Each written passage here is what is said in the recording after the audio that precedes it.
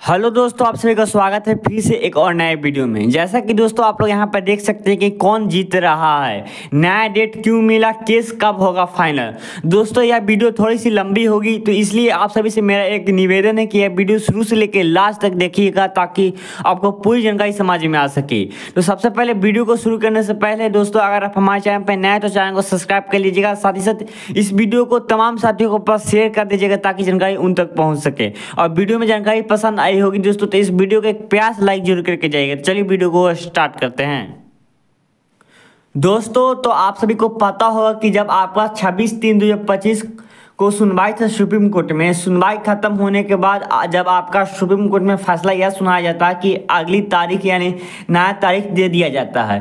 पर इस नया तारीख देने का मकसद मतलब जज साहब का यह है कि जब नया तारीख मिला है आप सभी को 15/4/2025, तो इस दिन आप सभी का जो सरकार के वकील के द्वारा मांगा गया है एफिडेविट यानी एफिडेविट बना के दिया जाएगा सरकार के द्वारा। उन्होंने ऐसा क्यों मतलब पालन किया कि 25 नियमावली लाकर और फिर 2023 और 2018 नियमावली का क्यों निरस्त किया गया, बात यहीं तक हुई। पर जैसे ही आपका 26/3/2025 का जो हेयरिंग समाप्त होता है सुप्रीम कोर्ट में, उसके बाद सभी लोग अपने अपने जो लीडर हैं, क्वालिफाइड की लीडर या नॉट क्वालिफाइड की लीडर, दोनों लोग आके अपने अपने लाइव पे आके बोलते हैं कि हम लोग जीत रहे हैं और 200% 100%। यानी आपको मैं उन सभी की रिकॉर्डिंग क्लिप सुना दूं, तो सबसे पहले आप लोग उनकी रिकॉर्डिंग क्लिप सुनिए। शर्मिंदा के टीम लीडर क्या बोलते हैं। लेकिन वो भी कैडर रूल की बात रखे, तो कैडर रूल में साफ हुआ, जज साहब ने साफ कर दिया कि आप ऐसा जब मामला कोर्ट में है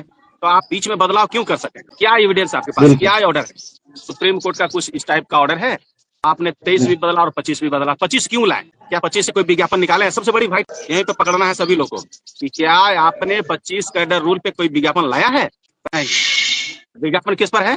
18 पे है। और जो ऑर्डर हम लोग के पास था तेज प्रताप पाठक का, वो आज जज साहब ने भी मान लिया। इसलिए आप लोग को हम अवगत करा देना चाहते हैं कि आज 90% केस की ऑर्डर आपके पक्ष में है। सख्त निर्देश दिया गया सरकार को कि जज साहब ने खुद बोला है कि सख्ती से पालन करना है कि आपको 2 सप्ताह के अंदर काउंटर एफिडेविट देना है कि ऐसा आपने क्यों किया। क्या आपने कोई इस तरह का विज्ञापन निकाला है? तो अब क्लियर है कि विज्ञापन तो 2018 पे आया, जो लागू 25 पर होगा वही लागू 23 पर होगा। अभी क्लियर है कि आज का जो हियरिंग है उस साफ साफ दिख रहा है कि अब 2018 कैडर रूल के पक्ष में हियरिंग हुई और इसमें कोई डिनाई नहीं कर सकता है। और ये भी खूब खिंचाई की गई, अमर लेखी सर ने भी खूब खिंचाई की है और विपक्ष के वकील भी, वो भी अपना बात रखे कैडर रूल पे, समझ गए, तो वो भी समझ लीजिए कि हम लोग का पक्ष नहीं है।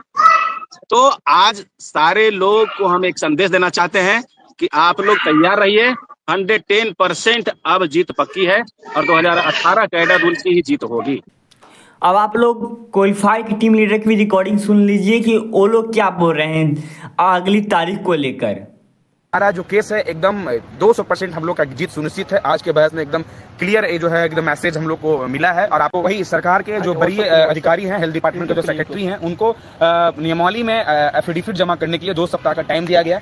दोस्तों तो आप लोगों ने दोनों ऑडियो क्लिप को सुना होगा, क्वालिफाइड की ऑडियो क्लिप और नॉट क्वालिफाइड टीम लीडर की ऑडियो क्लिप। उन्होंने साफ साफ तौर पे यही बता रहे हो कि हम लोग अगली सुनवाई में जीतेंगे। तो मैं आप सभी को बता देना चाहता हूं दोस्तों, यहाँ पर यह कंफर्म नहीं है कि कौन जीत रहे हैं। यहाँ पर सिर्फ जज साहब ने सरकार के वकील से एफिडेविट बना के मांगा है कि आपने ऐसा क्यों किया, यानी 2025 नियमावली को लाया फिर 2023 और 18 नियमावली को निरस्त क्यों किया, बात यहीं पर है। पर इन लोग बता रहे हैं कि हम लोग केस जीत रहे हैं, वो लोग कह रहे हैं कि हम लोग केस जीत रहे हैं। केस तो एक ही आदमी जीतेगा, चाहे 2018 के कैलेंडर रूल वाले जीते या 2023 की कैलेंडर रूल वाले जीते। अब बस यहीं तक बात खत्म हुई। पर जो आप सभी का मन में यह सवाल है कि कब तक या फाइनल हो जाएगा केस, तो मैं आप सभी को बता देना चाहता हूं दोस्तों, आप सभी को जब जो मार्च का महीना आने से पहले आप सभी को बताया जा रहा हो कि आप सभी की टीम लीडर के द्वारा कि आपका मार्च में केस को समाप्त कर दिया जाएगा होली के बाद। पर देखिए दोस्तों, आपका यहाँ पे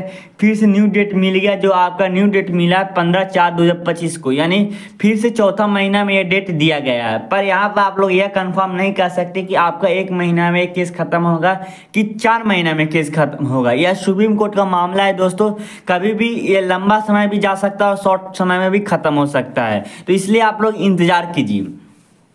अब बात रही कि जो आपका जो ऑर्डर मिला था, ऑर्डर स्लिप, यानी जो 26/3/2025 का जो सुनवाई हुआ था उसमें एक ऑर्डर स्लिप भी जारी किया जाता है। यानी सुनवाई होने के बाद आपका एक ऑर्डर स्लिप जारी किया जाता है, उसमें क्या कुछ लिखा गया है आप लोग वह देख लीजिए दोस्तों। तो आप लोग देख लीजिए, ये जो आपका ऑर्डर स्लिप है 26/3/2025 का जो आपका सुनवाई हुआ तो उस दिन का ऑर्डर स्लिप है।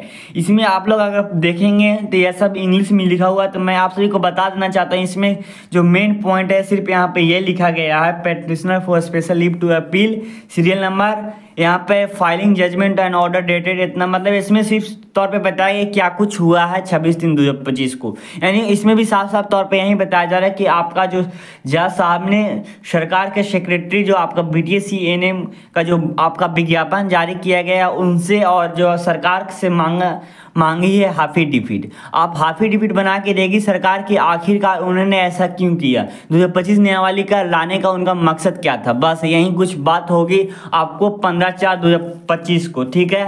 पर लोगों के द्वारा यह बताया जा रहा है कि आपका 15/4/2025 को जो सुनवाई होगा उसमें आपका फाइनल सुनवाई कर दिया जाएगा। पर देखिए दोस्तों, यह कुछ फिक्स नहीं है, या कुछ सुनिश्चित नहीं है कि यह सही में आपका उस दिन फाइनल सुनवाई हो जाएगा, पर सभी के द्वारा यह मान के चला जा रहा है। अगर सब कुछ सही रहा तो मैं आप सभी को फिर से कहता हूं कि यह सुप्रीम कोर्ट का मामला है। अगर सब कुछ सही रहेगा तो आपका फाइनल कम से कम समय भी कर लिया जाएगा और ज़्यादा से ज़्यादा दिन भी चलेगा। तो इसलिए आप लोग निश्चित रहिए और आप लोग वेट कीजिए। तो बस दोस्तों, आज के इस वीडियो में हम यहीं तक रहने देते हैं, फिर मिलेंगे हम एक नए वीडियो के साथ। तब तक के लिए थैंक यू।